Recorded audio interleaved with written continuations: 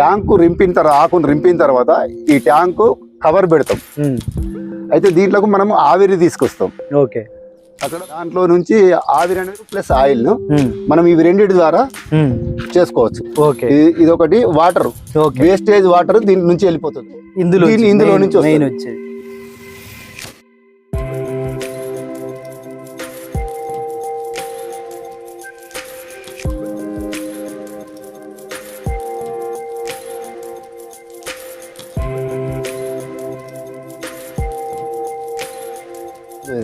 అదైతే వాసన బాగుంటది.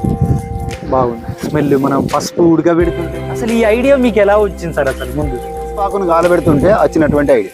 ఓహో. సో దీన్ని మిషన్ రన్ అవుతుంటే